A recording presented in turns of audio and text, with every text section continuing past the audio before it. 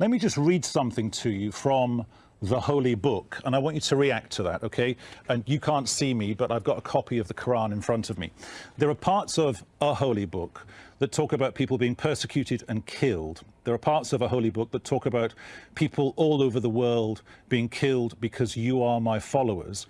Another quote from one of the Holy Books in this part of the world talks about people being stoned to death with stones until they die. Another part of a holy book that one can read in this part of the world talks about utterly destroying your enemies, spare them not, but slay both man and woman.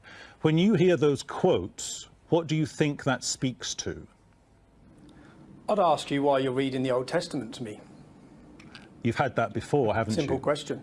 So, no, it's a simple question. I'm not stupid. You're sitting quoting verses from the Old Testament, thinking that I'm a moron that would think that's from the Quran. I know the Old Testament and I know the Quran. Can I ask you a question? Have you read the Quran? Yes. You have? Yes. Yeah? So in English, not in Arabic, but in English. In English. Are you free, sitting where you are in Doha, to criticise the Prophet Muhammad? Are you free to do that? Yes, I am. I have had intelligent conversations with my Islamic colleagues on the very same subject. Can someone in Qatar leave Islam? Yes. Is apostasy punishable? You don't have to be Islamic to be in Qatar. You can leave the country. You can come into the country if you are Jewish.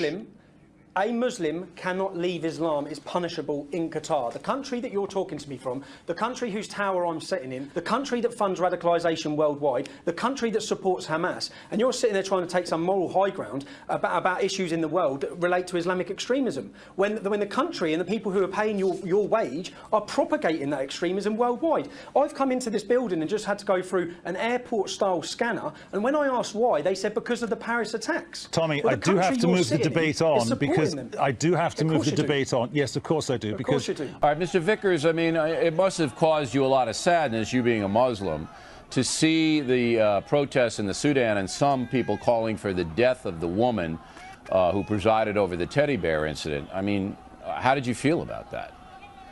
Well, Bill, I think that you have made the classic mistake of stereotyping an entire group of people because of the extreme acts of a few. But here's where you're wrong. The actions of a few, and look, with 1.2 billion Muslims all over the world, you're right. Most Muslims aren't killing people. But those who are, sir, are killing hundreds of thousands of people. You see, a small percentage of 1.2 billion can do grave damage, and they're doing it. They're doing it. And nobody's stopping them from doing it, sir. That's my point. Well, Bill, my point is that that being the case, that's a statement about them, not a statement about Islam or about Muslims. And what you are doing and what your other guest is doing is saying that their actions should cause us to feel threatened by all Muslims. Well, and that's just patently ridiculous. I very clearly said extreme Muslims. I said it 7 times. You know, yes, most Germans weren't Nazis, yet Nazism challenged the world, threatened the world. But most Germans weren't members of that party and didn't go in to subscribe to kill people, innocent people. You, sir, what you're doing is you're rationalizing, and you're not seeing the danger because you're emotionally involved in the situation. But let me go back to the teddy bear. You should, and all 1.2 billion Muslims should rise up tomorrow and say, you don't kill a human being over a teddy bear, right? Am I right? Oh, I think 1.2 billion Muslims have essentially said that. I mean, no, they haven't. They haven't. We haven't heard anybody say that. Not one Muslim leader has said that. I've heard every Muslim leader say that. I've heard every Muslim leader say that. Quote one. And in fact, those who are calling for execution are not the people who are in charge, and you know that, Bill. No, I don't. The government of Sudan is in charge of the case. They've incarcerated. Do you think it's right to put a woman, an elderly woman, middle-aged woman, in jail for 13 days for calling a teddy bear Mohammed? Do you think that's right? Of course not. And well, that's what the government did. That is extreme. The government did that. And it does not represent Islam. Well, they're wrong. Hold it. It's an Islamic government. It's an Islamic government in Sudan, sir. 250,000 people are dead in Darfur. A woman's in jail for 13 days. It's an Islamic government. That's what it down and let's discuss this. If we want to talk about extreme examples, we can look in this own country. We can look at some of the things. You just won't confront the reality. You will make excuse after excuse after excuse. You will not confront reality. Islamic government allowing 250,000 people to be slaughtered, allowing a middle-aged teacher to be put in jail over a teddy bear, and you say, oh, it's worse over there. It's worse over there. All the leaders have condemned it. Ahmadinejad hasn't condemned it. I didn't hear Mubarak condemn it. I didn't hear Pakistan condemn it. I heard nobody condemn it. So let's tell the truth. And why should it be treason? Let me go to Assam Qureshi. Surely you can see that any jihadists who swear allegiance to ISIS, whatever that body is, must be committing treason by the nature of it, aren't they? Look, I think, these things are extremely complicated, and, using broad brush, terms and rhetoric around who these people are and what they believe in, I think is actually quite disingenuous. Because well, no, it's not disingenuous, because that's what the Foreign Secretary is talking about. He's talking about re-establishing this age-old, antiquated law to fill a gap that there is at the moment. No, I don't think there is a gap. I mean, look, we have some of the most disproportionate legislation, across the whole of Europe in terms of how we deal with the threats that there are to the UK. In fact, rather than saying we need more laws or to reinvent old laws, we actually need to go back to the old criminal justice system, the way that we used to do things, which was based on evidence. Now, if people are committing war crimes, then yes, crimes should be held accountable. But the very idea that somehow anybody who goes over to Syria or Iraq should automatically be assumed to be joining up with ISIS, and that somehow that they've, kind of betrayed the UK, I don't think that necessarily marries up. Not automatically. I don't think anyone thinks that it should happen automatically. Well, that's what a lot of the but just very quickly, is. it's certainly not true to say that we have the most stringent or the most draconian or anything else laws. But do we need treason as an extra law when we can cover it by looking at war crimes or murder? Why would you glorify first of all, war crimes like is difficult. There's a particular issue in this country at the moment which you can feel politicians dancing around. Look at the one mentioned in your package about membership of prescribed organisations. My think tanks looked at this. We've had 3 occasions on which this legislation, which was brought in the 2000 Act, reinforced in the 2006 Act, it's only been used 3 times. It's a very weak piece of legislation, actually, which has a very small prison sentence associated with it. The problem is, and we saw it again the other week with the Theresa May, the Home Secretary's speech at the Conservative Party conference, where she was talking about, for instance, banning orders on people being allowed to speak in public. Now, a lot of us think that those are very illiberal and quite wrong measures to bring in. But there are already, it sort of sounds like that coming from politicians, because really what they're trying to grapple with is not the people who are actually, as it were, have actually killed somebody on the streets of Britain. It is what people are doing where they are trying to subvert and are actually willing to fight against this country. I mean, there you have it, Assam Qureshi. These guys are going overseas, they are signing up to ISIS, they are burning their passports. What's wrong with this country turning round and saying, yes, that's treachery, you're not wanted here anymore, and that's the law that we will put on top of this crime? Yeah, but I mean, the thing is that how does that help stop that flow from happening in the first place anyway? Look, the reality is the message that's been sent out by the UK government for the last 13 years of this war on terror is that we can do a whole range of things to you. We can imprison you in your own home. Or maybe we can take your passports away. Maybe that we don't do enough. Let me just finish, okay? Like, we can take your passports away. We can take your citizenship away. This is the message that keeps on coming up over and over again by successive Home Secretaries. And Assam Qureshi's point is it hasn't worked for 13 years. But that's palpably nonsense. Palpably nonsense. At least one very major plot has been prevented most years by the police and security service in this country. We have seen many, many arrests, dozens and dozens of prosecutions in recent years of people found guilty in the British courts of crimes. Of crimes? Yes. Exactly. Exactly, so why and that's the then point. do you need and to... why do you need to use all of these tools and convince people that they don't... I raise the point because Assam Qureshi very disingenuously tries to pretend that, as it were, he's against the particular law we're talking about tonight. He's not. He's against the previous laws that have successfully prosecuted people in this country. Assam, we've run out of time. Let me give you the last word on this then. This is about trying to prevent a worse state of affairs than we are currently in. And it's the counter-terrorism legislation that's resulted in that domestic policy in the UK is alienating and disenfranchising young Muslim men, which is the reason why they find comfort in the fact that they belong somewhere. If we make them feel like they belong here, no, that's nonsense. Because the thing is that if you speak to any of the people who are disenfranchised on the streets of London, they say the same thing, which is about counter-terrorism policy and the way that impacts. I'm so sorry we've run out of time. Thank you both. Thank you both very much. Let's pick up our conversation. First up, I want to read this poll. This is a recent Gallup poll. 38% of Americans, it says, that say that they would not support a Muslim candidate for president. So Dr. Ben Carson is not alone. So why do you think that is? First, you, Dean. I think, honestly, there's a lot of components. One is only about 25% of Americans have a Muslim friend, and if you don't have one, I offer to be your Muslim friend. But in reality, that plays a role, because if all you see are negative images on the media of ISIS, Al-Qaeda, Al-Shabaab, these horrible groups committing horrible acts in the name of Islam, coupled by some of the people on the right ginning up the fear, you're not going to feel warmly about Muslims. If I didn't know a Muslim, if I wasn't Muslim, and all I saw was that, I would not like Muslims either. And I think that's part of the problem. We have to get out there as much as possible. Armstrong Williams said, we don't denounce terrorism. We do, left and right. We need to get in the media more, and that's up to the gatekeepers to let us on, because I can assure you, Don, I write articles for CNN and Daily Beast denouncing, and so do numerous other Muslims, and we beg to come on TV. But what gets ratings on TV is sensationalism, not earnest Muslims saying terrorism is horrible, it doesn't represent our faith. Sam? That's part of it. Sam?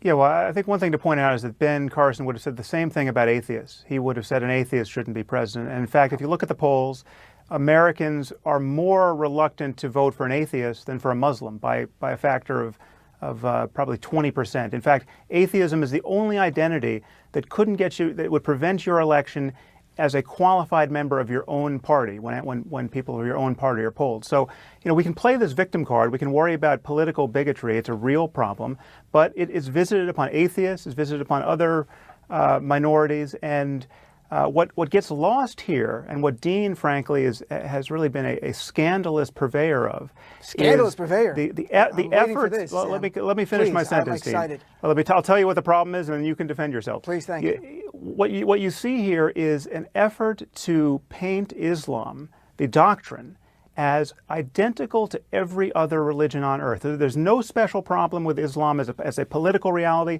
Islamism, jihadism. There's no connection between the doctrine and the kind of terrorism and human rights abuses we see worldwide. And that is a lie. And it's a lie, and everyone knows it, whether you're a bigot or a reasonable person. It is a lie that is in plain view, and it has to be debunked by Muslims like Dean. And that's the crucial problem here. People like Dean need to be candid about the link between belief and behavior, and they need to be willing to reform the faith. And instead of being willing to do that, they call people like me bigots. And that is a huge problem for this conversation. It's decidedly unhelpful, and it's driving it's driving the polls apart. And I think we're going to wake up in a world that looks more like Western Europe at this point, where you have fascists calling the shots on both sides. So my question is, Dean, I've heard people in the Muslim faith say the same thing, that there is and you and I have spoken about this. We spoke about it on your radio show this weekend. That there are people who are in the Muslim faith who have said this basically the same thing that Sam is saying, but yet and still don't get called bigoted or are somehow listened to, but he is not. The messenger matters, Don. That's the truth. We know that. Sam knows that. It doesn't matter. My co-author on this book was called a talking monkey by your friend. So don't interrupt you.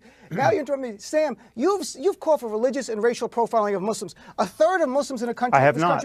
You've wrote it in your blog. I can read it out loud if you want. Well, if you made an effort to understand my views, you would have a different story. We can talk about profiling, but you have not summarized my views accurately. Let's continue on, though, and talk in the political realm. Dean, go ahead and answer my question, please. Well, the question is, ISIS and Al-Qaeda are killing Muslims more than anybody. Do you not think we want ISIS and Al-Qaeda to be stopped? We very much want that to be done. We're having discussions internally in our community. We want to do more. I don't know how I'm going to reach someone in Pakistan, frankly, or Afghanistan. So how do we fix this issue in the U.S. where you have a presidential candidate saying that a Muslim should not be president? You have 38% of the population saying the same thing. So I think it takes time. The same way anti-Semitism in America in the 1930s and 40s was mainstream. The same way racism against African Americans was mainstream. Right. The same way anti-Catholicism in 1960. John Kennedy gave a famous speech, and maybe it takes some of us, and I have no problem giving that speech, that John Kennedy addressed it head on, that he believes in absolute war between church and state. It's not just incumbent upon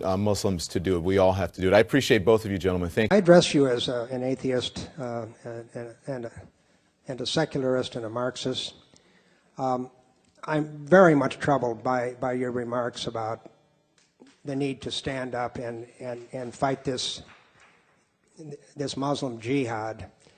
I have no time for oppressive religion of any stripe, but I think you are well aware of the long history of crimes committed by the British government in Iraq, the United States government in Vietnam, and today in Iraq and Afghanistan. And I'm wondering how you can possibly say that it is Western civilization, the civilization of the colonizers and the oppressors, who do it all, of course, in the name of liberation and democracy, how this is not the fundamental problem, rather than what you call the jihad of what I consider to be the response to the crimes of U.S. and European imperialism. Well, there you have it, ladies and gentlemen. There you have it. You see how far the termites have spread and how long and well they've dined. When someone can get up and say that in a meeting of unbelievers, that the problem is Western civilization, not the Islamic threat to it. That's how far the termites have got. Now, as a matter of fact, sir, I could have asked that question 50 times better than you did and answered it 50 times as comprehensively. If you like, I can, without conceit, refer you to a biography of mine of Henry Kissinger. That is a compendium and anthology of the war crimes committed by the United States and its allies in the Third World and elsewhere, and a call for those people, those responsible, to be arraigned for crimes against humanity and war crimes. It's a cheap paperback published by the New Left Review that anyone can get hold of, and I can't recommend too highly. One of those crimes, I'll just give you an example to show how utterly fatuous your implication is. One of those crimes was the arming and training of the Indonesian armed forces to take over the Republic of East Timor. Some of you are no doubt aware of this terrible atrocity. It's one of Noam Chomsky's best campaigns in writing, leading to the very near physical extirpation of the people of East Timor.